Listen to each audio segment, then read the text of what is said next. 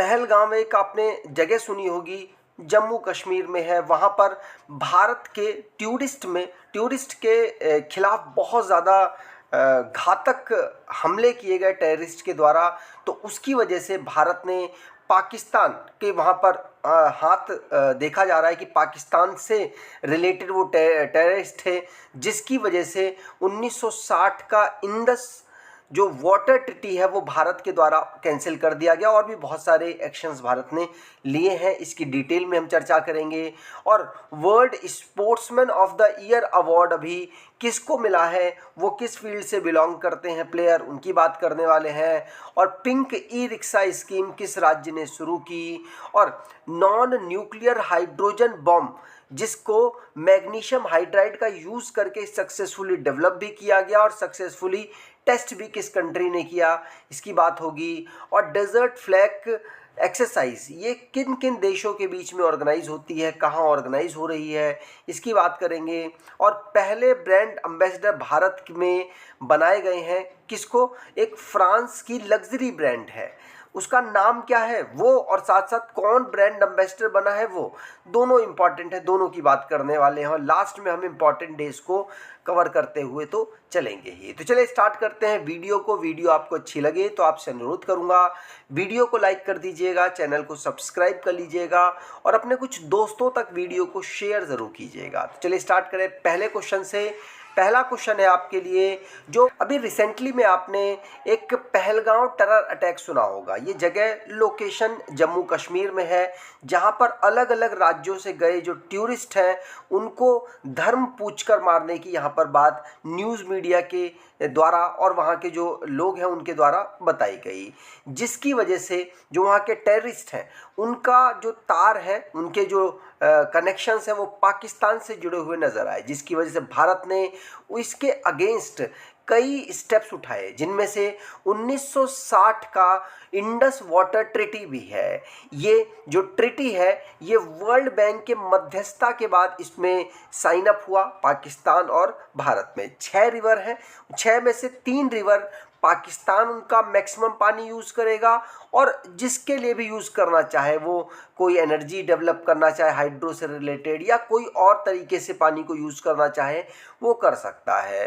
भारत उस पानी को रोकेगा नहीं, क्योंकि भारत से वो रिवर बहती हैं। और उसी प्रकार से अन्य जो 3 रिवर हैं उनका मैक्सिमम वाटर भारत यूज़ कर सकता है।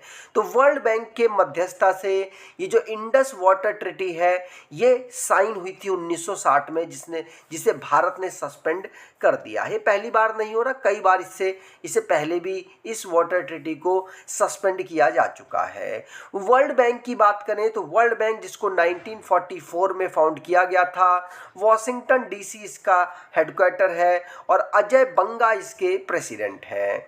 अब और कौन कौन से, अब इंडस वाटर ट्रीटी की बात करें तो इनमें और कौन कौन से पॉइंट्स हैं जो हमको याद रखने चाहिए। तो 1960 में सितंबर के महीने ये साइन अप हुआ था। इसमें भारत की तरफ से जवाहरलाल नेहरू जी लीड कर रहे थे, जो उस समय के प्रधानमंत्री थे, और पाकिस्तान की तरफ से प्रेसिडेंट वहाँ के आयूब खान ने एग्रीमेंट में साइन किया था। अब इनमें है क्या, तो इनमें जो ऊपर की 3 रिवर का मतलब यहाँ पर है झेलम, इंडस और चेनाब। ये ऊपर मतलब जम्मू कश्मीर और लद्दाख में बहने वाली 3 रिवर्स हैं। इनका मैक्सिमम पानी मतलब 80% वाटर कौन यूज़ करेगा, पाकिस्तान यूज़ करेगा। और बाकी जो नीचे की 3 रिवर हैं, रावी, सतलुज और व्यास, इनका मैक्सिमम पानी भारत यूज़ कर सकता है अपने हाइड्रो इलेक्ट्रिक और दूसरे प्रोजेक्ट्स के लिए। तो ये जो साइन अप है इसको अभी भारत ने सस्पेंड कर दिया है। भारत अब इसके खिलाफ काम करेगा, इस पॉइंट के खिलाफ काम करने वाला है। ठीक, अगला क्वेश्चन है, world sportsman of the year award अभी लॉरेंस वर्ल्ड स्पोर्ट्स अवार्ड 2025 का किसको मिला है। ये जो स्पोर्ट्स है उसकी फील्ड में सबसे बड़ा अवार्ड है और ये मोंडो डुप्लेंटिस को मिला है। मोंडो डुप्लेंटिस, ध्यान रखिएगा, मोंडो डुप्लेंटिस जिनको अभी रिसेंटली में world sportsman of the year का खिताब दिया गया है। ये स्वीडन के खिलाड़ी हैं और इनकी बात करें तो ये धावक हैं। धावक ही है जिनको ये सम्मान इस बार का प्राप्त हुआ है। अगला क्वेश्चन, अभी रिसेंटली में वर्ल्ड इकोनॉमिक फोरम के जो प्रेसिडेंट हैं उन्होंने इस्तीफा दे दिया। इनका नाम है क्लॉस स्वाब। क्लॉस स्वाब के इस्तीफे के बाद इनके इंटरिम प्रेसिडेंट के रूप में किसको नियुक्त किया गया? तो पीटर ब्रेबेक लेटमेथ को नियुक्त किया गया है। ये फॉर्मर सीईओ और चेयरमैन है नेस्ले एसए के। तो ये इनको अभी रिसेंटली में वर्ल्ड इकोनॉमिक फोरम का प्रेसिडेंट नियुक्त किया गया, इंटरिम प्रेसिडेंट नियुक्त किया गया है। जो क्लॉस स्वाब है ये इस संस्था के फाउंडर और चेयरमैन हैं और अभी रिसेंटली में इन्होंने इससे इस्तीफा दिया है।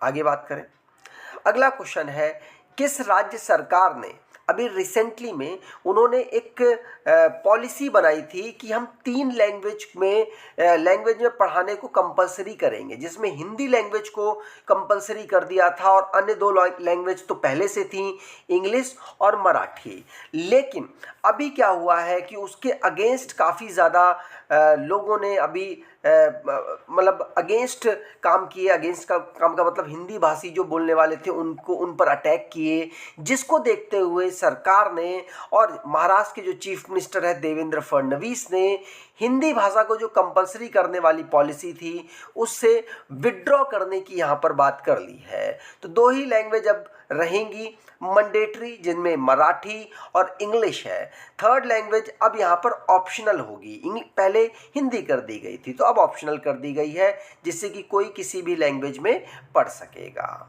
ठीक, आगे बात करें, महाराष्ट्र की बात करें तो मुंबई इसकी कैपिटल है। गवर्नर चंद्र प्रभा पन्नुसामी राधाकृष्णन है और नेबर स्टेट गोवा, कर्नाटका, तेलंगाना, छत्तीसगढ़, मध्य प्रदेश और गुजरात है।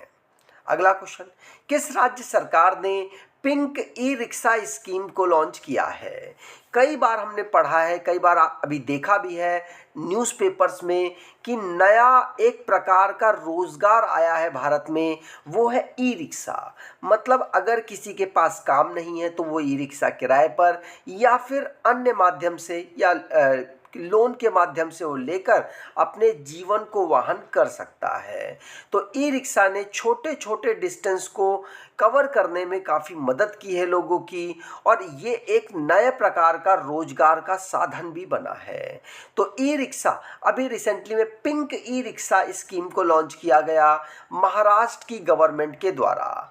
इसमें ये उन महिलाओं के लिए मेनली लॉन्च किया गया है जिनसे कि महिलाओं को एम्पावर किया जा सके, उनको फाइनेंशियल इंडिपेंडेंट किया जा सके। तो सरकार यहाँ पर फाइनेंशियल सपोर्ट करने वाली है ई रिक्शा परचेज करने में।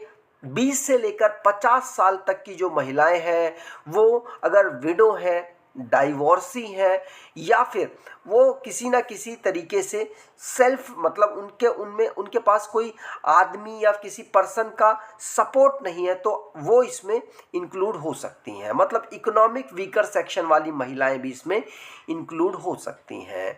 तो इसके माध्यम से सरकार पिंक ई रिक्शा स्कीम को लॉन्च कर रही है, जिसमें फाइनेंशियल असिस्ट किया जाएगा महिलाओं को, जिससे कि वो ई रिक्शा को परचेज कर सकें और अपना जीवन वाहन कर सकें, फाइनेंशियल इंडिपेंडेंट हो सकें। अगला क्वेश्चन, अभी रिसेंटली में फ्रांस के लग्जरी ब्रांड जिसका नाम है चैनल ने पहला भारतीय ब्रांड एम्बेसडर नियुक्त किया है। तो पहला भारतीय ब्रांड एम्बेसडर अनन्या पांडे, ये बॉलीवुड एक्ट्रेस है, जिनको अभी रिसेंटली में चैनल जो कि लग्जरी फैशन हाउस या फैशन ब्रांड है फ्रांस का, उसने अभी नियुक्त किया है। ध्यान रखिएगा, इनका नाम इंपॉर्टेंट है। अगला क्वेश्चन, सुप्रीम कोर्ट के डिसीजन को बेस मानते हुए किन 2 राज्यों ने अभी शेड्यूल कास्ट में सब क्लासिफिकेशन रिजर्वेशन में किया है? मतलब सुप्रीम कोर्ट ने एक डिसीजन में कहा था कि जो शेड्यूल कास्ट हैं उनमें भी क्लासिफिकेशन होना चाहिए रिजर्वेशन में, और इसके लिए कई जजों ने सहमति भी दी थी। तो अभी इसी को बेस बनाते हुए तेलंगाना और आंध्र प्रदेश पहले 2 स्टेट बने हैं जिन्होंने फॉर्मली अभी एससी सब कैटेगराइजेशन को इशू किया है, मतलब एक गजट नोटिफिकेशन लाए हैं, जिससे आगे चल के जो एससी की अलग अलग कैटेगरी में अलग अलग सब कैटेगरी बन जाएगी, जिससे कि रिजर्वेशन जिनको ज़्यादा ज़रूरत है उनको मिल पाएगा, जिनको कम ज़रूरत है उनको कम रिजर्वेशन रहेगा। 7 जजों ने मिलकर इस डिसीजन को दिया था, जिनमें एक जज ही हैं जिन्होंने एससी के सब कैटेगराइजेशन पे के खिलाफ वोट किया, बाकी सभी ने उसके साथ वोट किया था। तो इसी को आधार बनाते हुए तेलंगाना और आंध्र प्रदेश ने एससी में सब कैटेगराइजेशन को अलाव कर दिया है, गजट पास कर दिया है, गजट निकाल दिया है। अगला क्वेश्चन, भारत की किन मैन्युस्क्रिप्ट को यूनेस्को की अभी वर्ल्ड रजिस्टर में, memory of the world register में शामिल किया गया है? तो memory of the world register में भगवत गीता और नृत्य शास्त्र को अभी शामिल किया गया है memory of the world register में यूनेस्को की। ये 14 अब डॉक्यूमेंट्रीज हो चुकी हैं जो हेरिटेज कलेक्शन हो चुके हैं, जिनको memory of the world register में शामिल किया जा चुका है। भारत की टोटल 14 हो चुकी हैं। अब अगर दुनिया की बात करें तो दुनिया में टोटल 570 कलेक्शन अब ऐसे हो चुके हैं जो यूनेस्को के memory of the world register में शामिल हुए हैं। यूनेस्को की बात करें तो इसको इस्टेब्लिश 1945 में किया गया था। ऑन्द्रे अजौले यहाँ के डायरेक्टर जनरल हैं। अगला क्वेश्चन, ये स्वामित्व है, स्वामित्व स्कीम वॉज लॉन्च बाय, तो स्वामित्व स्कीम को अभी लॉन्च नहीं किया गया, इसके 5 साल पूरे हुए हैं, जिसकी वजह से इसको ये अभी चर्चाओं में रही, इसीलिए इसको पढ़ रहे हैं। तो स्वामित्व स्कीम मिनिस्ट्री ऑफ पंचायती राज के द्वारा अभी लॉन्च की गई है। 2020-21 में फाइनेंशियल ईयर में लॉन्च की गई थी और इसको लॉन्च 2020 में किया गया था 24 अप्रैल को, और 24 अप्रैल 2025 को इसके 5 साल पूरे हो गए हैं। और इसका मकसद क्या था? इसका मकसद था कि गांव में सर्वे करना, गांव में मैपिंग करना ड्रोन के माध्यम से, जिससे कि जो अलग अलग लैंड्स हैं वो लोगों के नाम पर ऑनलाइन रजिस्टर किए जा सके और पता करा जा सके कि जो ये लैंड है वो किस पर्सन की है। इसके लिए यहाँ पर स्वामित्व स्कीम को केंद्र सरकार ने 2020-21 में 24 अप्रैल 2020 को लॉन्च किया और 2020-21 से ये कार्य कर रही है। अब इसको एक्सटेंशन और मिल चुका है 2025-26 से, तो 5 साल कंप्लीट हो चुके हैं, 6ठा साल इसका ये चल रहा है। अगला क्वेश्चन, ओडिशा में प्रोटेक्टेड एरिया है, उसको 107th नेशनल पार्क भारत का बना दिया गया और ओडिशा का ये दूसरा नेशनल पार्क बनाया गया है। तो कौन सा है? ये है सिमलीपाल नेशनल पार्क, जो कि ओडिशा का 2nd नेशनल पार्क बन चुका है और भारत का 107th नेशनल पार्क ये बना है। अगर उड़ीसा की बात करें तो इससे पहले भीतरकनिका नेशनल पार्क पहला था, दूसरा सिमलीपाल नेशनल पार्क हो चुका है। ये चर्चाओं में क्यों रहा?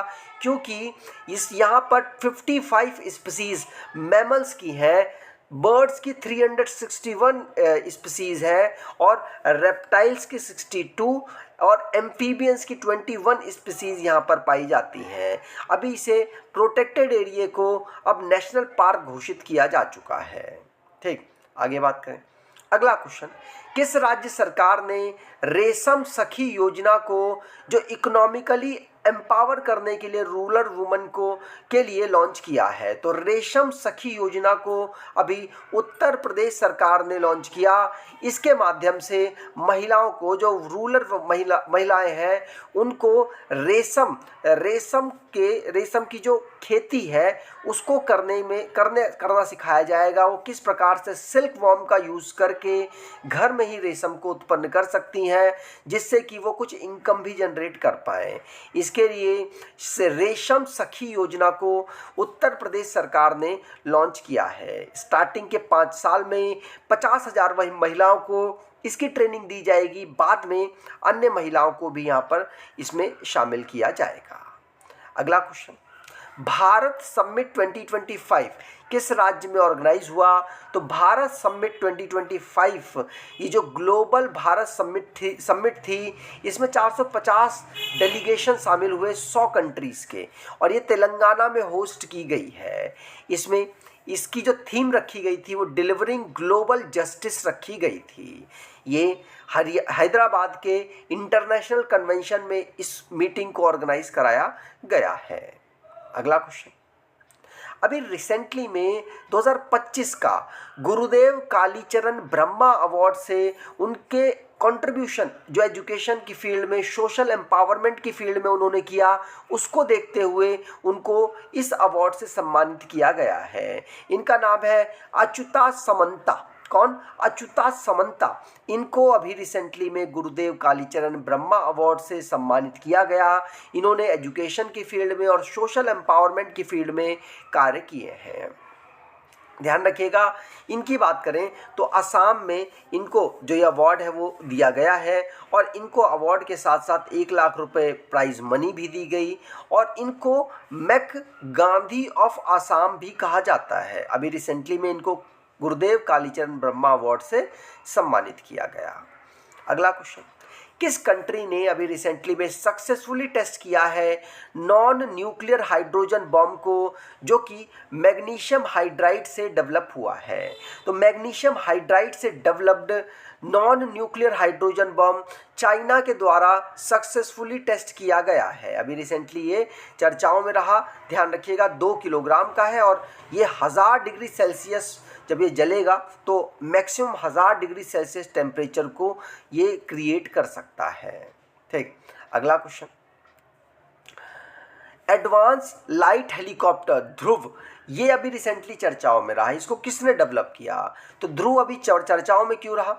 ध्रुव इसलिए चर्चाओं में रहा क्योंकि जम्मू कश्मीर में पहलगांव के बाद जो अटैक हुआ उसमें इंडियन आर्मी ने जो हेलीकॉप्टर है वो एडवांस लाइट हेलीकॉप्टर ध्रुव का ही यूज़ किया है, इसीलिए चर्चाओं में रहा है। ये ट्विन इंजन है और ये हिंदुस्तान एरोनॉटिक्स लिमिटेड के द्वारा डेवलप किया गया है। इसकी बनाने की शुरुआत 1984 में जर्मनी की एक कंपनी के द्वारा की गई थी। ठीक, और पहला फाइटर 1992 में प्राप्त हुआ था।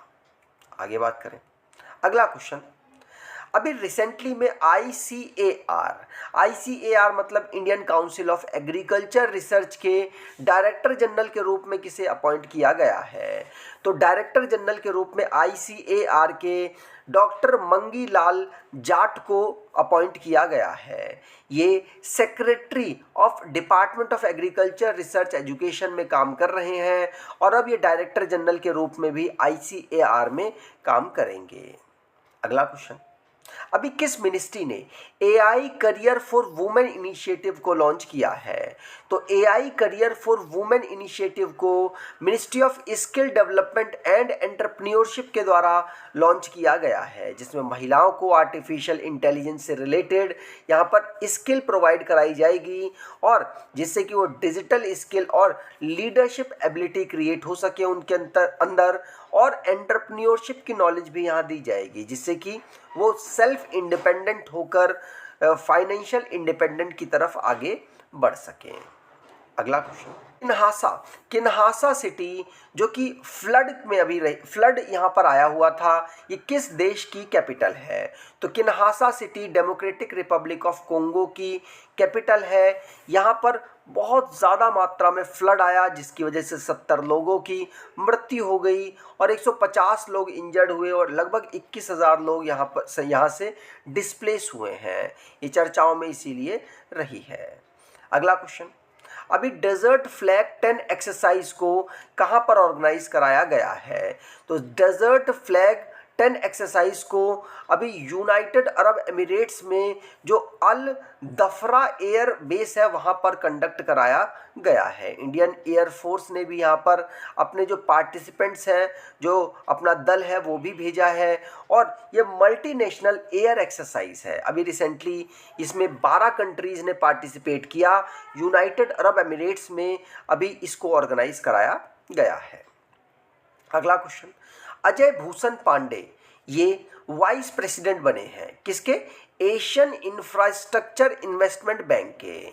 ये जो मल्टीलेटरल डेवलपमेंट बैंक है जिसका हेडक्वार्टर चाइना की कैपिटल बीजिंग में है। तो ध्यान रखिएगा, Ajay Bhushan Pandey Asian infrastructure investment bank के अभी वाइस प्रेसिडेंट के रूप में नियुक्त हुए हैं।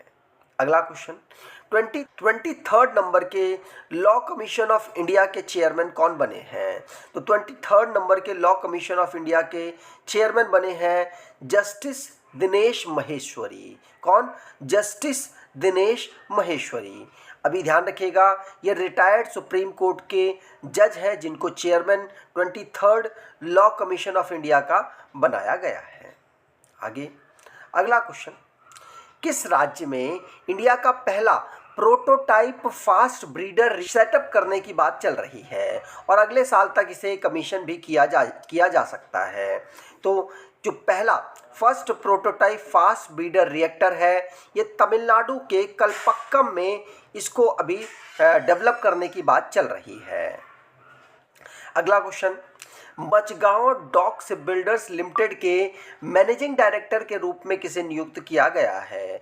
तो मझगांव डॉक शिपबिल्डर्स लिमिटेड के अभी मैनेजिंग डायरेक्टर कैप्टन जगमोहन, जो कि फॉर्मर नेवी कैप्टन है, इनको नियुक्त किया गया है। इनकी बात करें तो इनको बिजनेस डेवलपमेंट और कॉर्पोरेट प्लानिंग प्रोजेक्ट में एक्सपीरियंस है। ये गोवा शिपयार्ड लिमिटेड में काम ऑलरेडी कर चुके हैं और इनको अब रिसेंटली में नया चेयरमैन और managing director Mazagon dock shipbuilders limited में नियुक्त किया गया है। अगर मझगांव डॉक शिपबिल्डर्स लिमिटेड की बात करें तो ये इंडिया की लीडिंग शिपयार्ड है जो कि वॉरशिप और सबमरीन को बिल्ड करने की फैसिलिटी अवेलेबल कराती है। इसको इस्टेब्लिश 1934 में किया गया, मुंबई में इसका हेडक्वार्टर है। अगला क्वेश्चन, अभी रिसेंटली में ISSF world cup 2025 Buenos Aires Argentina में ऑर्गेनाइज कराया गया, जिसमें भारत को कितने गोल्ड मेडल मिले हैं? तो भारत को टोटल 4 गोल्ड मेडल मिले हैं और मेडल टोटल कितने मिले? तो 8 मेडल मिले हैं, जिनमें 4 गोल्ड मेडल, 2 सिल्वर मेडल और 2 ब्रॉन्ज मेडल शामिल हैं। इसी के साथ भारत चाइना इसमें टॉप पोजीशन पर है और भारत इसमें दूसरे पायदान में रहा है। चाइना को टोटल यहाँ 11 मेडल मिले, जिनमें 5 गोल्ड, 3 सिल्वर और 3 ब्रॉन्ज मेडल शामिल हैं। अगला क्वेश्चन, अभी किन किन प्लेयर को BCCI ने प्लेयर्स की लिस्टिंग जारी की है, जिसमें जो बहुत बेहतरीन प्लेयर हैं उनको A+ ग्रेड दी गई और उसके बाद उनके साथ कॉन्ट्रैक्ट साइन किया गया A+ ग्रेड का और सैलरी निर्धारित उनमें होती है। उसके बाद उससे लो A होता है, उसके बाद B और C 4 कैटेगरी में डिवाइड किया गया है और इसी में BCCI ने जो A+ ग्रेड है वो 4 प्लेयरों को उसमें शामिल किया गया है। भारत के इस समय के बेहतरीन बल्लेबाज हैं रोहित शर्मा और विराट कोहली और जसप्रीत बुमराह और रविंद्र जडेजा। इन 4 प्लेयरों को A+ ग्रेड में इंक्लूड किया गया है। BCCI की बात करें तो ये भारत में कंट्रोल करने वाली बॉडी है क्रिकेट को। इसकी फुल फॉर्म है board of control for cricket in India, जिसके प्रेसिडेंट रोजर बिन्नी है। हेडक्वार्टर मुंबई और 1928 में इसे फाउंड किया गया था। ये सारे प्लेयर्स हैं जिनमें A+ ग्रेड में रोहित शर्मा, विराट कोहली, जसप्रीत बुमराह और रविंद्र जडेजा शामिल हैं। A ग्रेड में मोहम्मद सिराज, KL राहुल, शुभमन गिल और हार्दिक पांड्या और मोहम्मद शमी और ऋषभ पंत शामिल हैं और अन्य ग्रेड B और C में आप देख सकते हैं। तो इस प्रकार से ग्रेडिंग सिस्टम BCCI के द्वारा किया गया है। अगला क्वेश्चन, अभी दुनिया का हाईएस्ट ब्रिज जिसका नाम है हाउजियांग ग्रैंड कैनियन ब्रिज, इसको अभी किसने अनवील किया है? तो हाउजियांग ग्रैंड कैनियन ब्रिज ये चाइना के द्वारा भी रिसेंटली में अनवील किया गया है। इसकी बात करें तो ये दुनिया का हाईएस्ट ब्रिज है और ये अभी रिसेंटली चर्चाओं में रहा है। ध्यान रखिएगा, इसने फ्रांस के मिलाऊ वायडक्ट को पीछे कर दिया। मतलब वर्ल्ड के हाईएस्ट ब्रिज की रेस में पहले पायदान पर फ्रांस का मिलाऊ वायाडक्ट था, जो अब पीछे होकर चाइना इसमें पहली पोजीशन पर पहुंच चुका है। इसका जो ब्रिज है हाउजियांग ग्रैंड कैनियन ब्रिज, ये वर्ल्ड का हाईएस्ट ब्रिज अब ये बन चुका है। ठीक, आगे बात करें।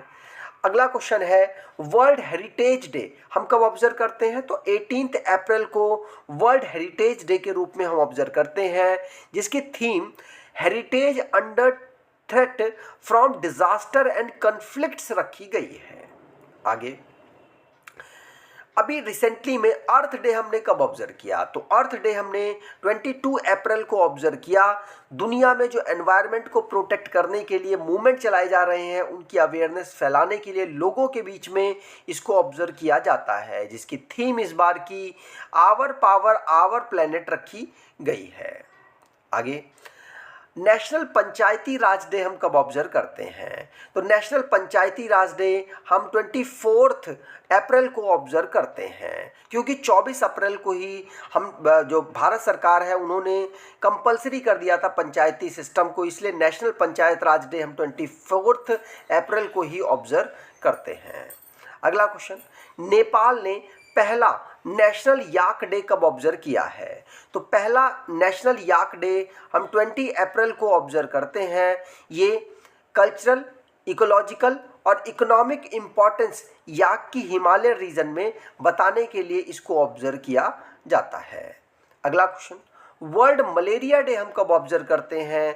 तो वर्ल्ड मलेरिया डे हम 25 अप्रैल को ऑब्जर्व करते हैं, जिसकी theme malaria ends with us, री इन्वेस्ट, री इमेजिन और रिग्नाइट रखी गई है। तो ध्यान रखिएगा, मलेरिया डे हम 25 अप्रैल को ऑब्जर्व करते हैं, जिसकी theme malaria and with us, री इन्वेस्ट, री इमेजिन, रिग्नाइट रखी गई है।